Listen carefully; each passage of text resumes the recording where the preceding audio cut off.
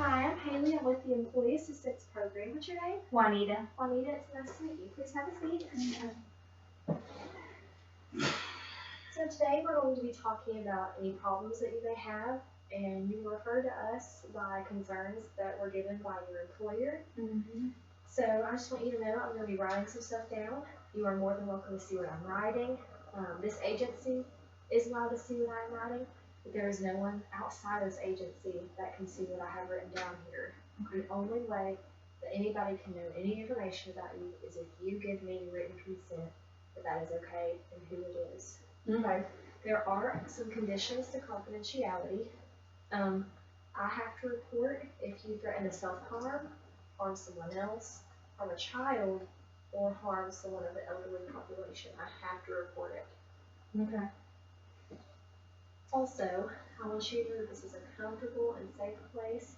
You can talk about whatever you want. And if there's topics you don't want to talk about today, that's fine too. Okay. So you seem irritated today. What's going on? I'm just tired of people trying to tell me what to do. I mean, I'm not even here because I want to be here. My employer forced me to be here. Says I got a bad attitude. I'm sure that's hard to be forced to go somewhere you don't want to go. Yeah. Stupid. I don't even know why I'm here. What's been going on at your workplace?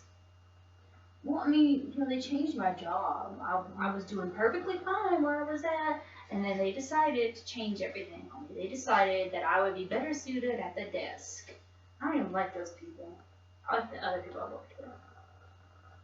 Talk about your previous job. Well, I mean, I was just a regular home health nurse. I liked the people I worked with. I liked my coworkers. They were great. I liked my patients. They were great. I loved my job. And then I get a little bitty health problem, and all of a sudden I'm stuck at a desk. Change is hard. Yeah, it is, especially when you don't like the people you're working with. Stupid. What is your health problem? Well, I mean, I just had some heart issues. Just, like blood pressure, cholesterol. I'd have surgery. I had a heart attack, so. That's terrifying. Yeah, I mean, it wasn't really nice. I didn't like it. How did that make you feel when all that happened to you? Well, I mean, nobody looks forward to a heart attack. No one wants to have a heart attack. Right. Whatever. Just, it happened. It's over. Move on. Tired of people trying to boss me around, tell me what to do. My husband's getting on my nerves real bad. Oh, I just can't take it with him no more. All he's doing is trying to control me and boss me, and he's taking my stuff from me, and he just needs to mind his business. What do you mean when you say stuff taken from you? I mean, sometimes I'll go to a fast food place and I'll give me something to eat. And oh man, sorry, I decided to eat something, and he's taking my food from me. He won't even let me eat. And then sometimes I want to smoke because my nerves are bad. I'll get really angry and really irritated at people, and smoking a cigarette kind of calms me down. Yeah. And all I want is a cigarette, and he won't even let me have that. He takes them from me. I have to hide it. It's ridiculous. These problems are what caused your heart attack and you having to have bypass surgery. Does that not scare you? I mean, I guess. I mean, I don't know. I mean, I don't want to have it again, but I mean, it's just frustrating. And all I want to do is live my life. Everybody's trying to tell me what to do.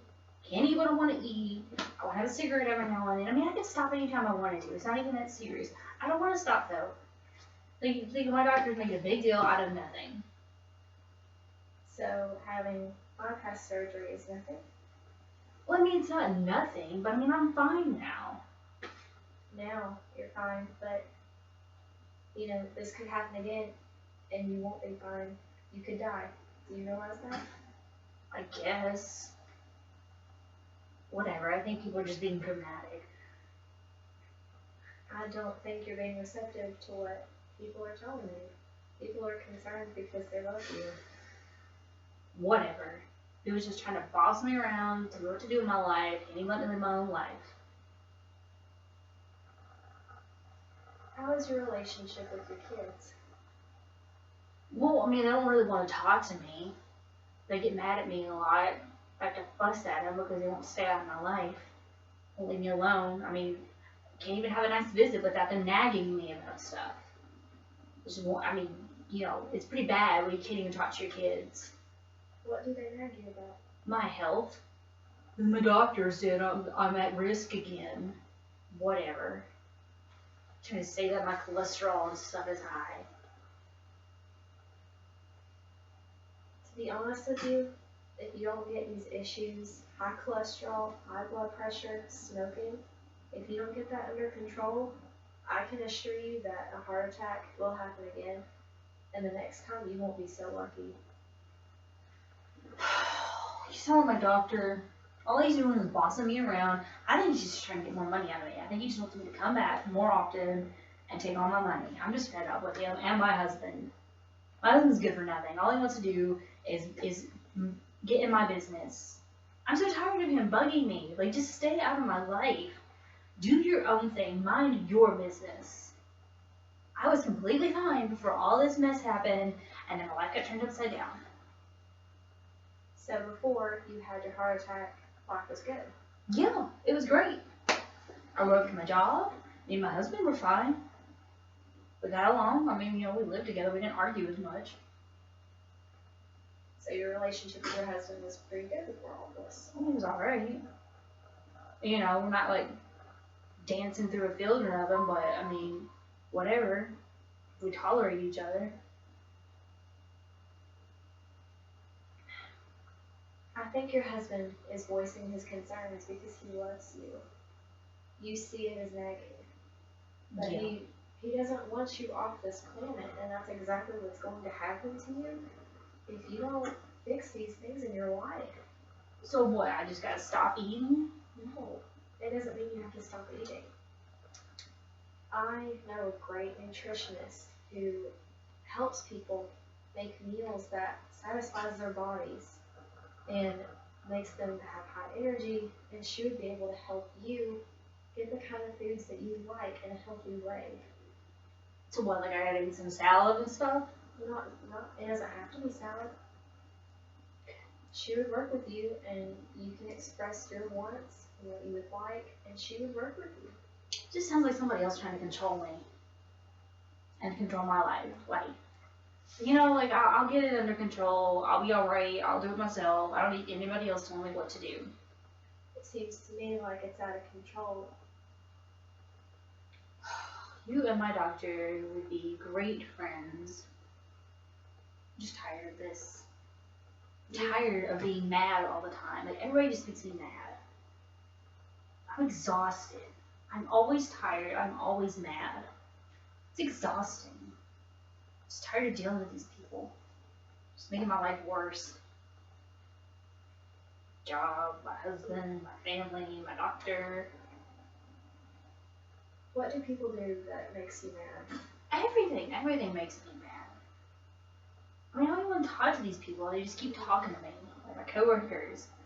And I was fine with the group I had before. And then I get a little bit sick, and then all of a sudden they change my life. And I am stuck at a desk, doing a job I don't like, talking to people I don't want to be around. I don't like it. I'm over it. Well, how do you talk to them if something upsets you? What do? I call them out. By doing what? Well, I'll tell them that they're being stupid, or I'll just yell at them. I'll tell them that they're just being dumb about it. Yelling at somebody and being mean to somebody is not going to get your point across. If you have concerns and you're yelling at them to someone, that's all that they're going to hear. And I think you're having some trouble expressing your anger in a healthy way. Well, they certainly aren't listening. And you want them to listen. Yeah, that is the whole point of me telling them. I think what we can do is send you to an anger management counselor and have them work with you to channel your anger in a healthier way. That way you are heard, your concerns, everything. And you want to be heard, right? Well, yeah. And you want things to get better. Yeah. So if you want things to get better, it's important to take these necessary steps so that you can get your life back on track and be happy again. Because to me, it seems like you're just really miserable with everything right now. Kind of. I mean, nothing's going my way. I don't know. I mean, I'm just tired of being tired of people, I guess. You know, I'm just mad all the time. I'm just tired of dealing with these people I don't like. I want my old job back. I want things to go back the way they were. Change is hard, and especially it's even harder when you're in a place you don't like, the people you don't like. Yeah. About to have a little talk with my boss and get him to move me back to where I was because I am tired of this desk job. I'm over it. You shouldn't have to be over it. You should be in a place where you're happy. Yeah, well, I'm going to tell him that he needs to make me happy again. You're going to have to work on another way of telling him that you would like your old job back. You know, express to him that, you know, this new job is so different and you liked your old job. Don't tell him that this is what's going to make me happy and you have to do this, because I promise you that's not how you're going to get your job back. I don't know. I mean, angry people get their way all the time. Maybe if I make enough noise, I'll get my old job back. How far has that gotten you now? Not very. Okay, then. So what? If I go to anger management, I'm going to actually get my old job back? Going to anger management is going to help you be able to communicate your needs and your wants and express them in a healthy way to other people. It will give you the chance to voice to your boss about how you want your old job back. Maybe my kids will finally learn to listen. I know a great family counselor as well who helps families who have communicative barriers talk to each other. You know, they don't make you, you know, talk about everything, but they give you a chance to communicate what hasn't been said and what needs to be said. So, like, they would get to hear my side. They get to hear everybody's side. So, like, I would have to hear their side? Yeah. That's a part of it. You have to be receptive and open. Okay, whatever. As long as they get to hear what I have to say. If your family is voicing concerns and you're not being receptive to it, does that not raise red flags to you that maybe something is wrong? I think they're just trying to control me. I think they're just trying to be the boss of me. I think that they're just trying to dictate how I run my life. Like, I'm 57. I don't need to be taking anything from my kids. I raise them. I tell them what to do. You're 57 years old and you've also had bypass surgery and heart attack. Yeah. You're too young. Does that not scare you that one day if it happens again you could die? I don't think it's going to happen. I don't think it's that serious. Bypass surgery is serious. So what, this nutritionist is gonna magically change my life so that I don't have to have a worry about the heart's problems again? She's gonna help you eat in a healthier way so that you can live a healthier lifestyle so that this doesn't happen to you again. And another thing, you have to quit smoking. This is another reason as to why you had the heart attack and why you had to have the bypass surgery. This all adds together. I can quit anytime. It's not that serious. If you can quit anytime, how come you have not quit yet? I want to quit. I'm good where I'm at. My husband quit trying to steal my cigarettes. I'd be even better. That just makes me want to do it more. This is fighting. Good for nothing. All he's doing is nagging me. To be honest with you, if you want to continue down this path, you're gonna die. This is it. Do you want that for yourself? Do you want to put your husband and your kids through that sort of pain? Your friends? Your coworkers?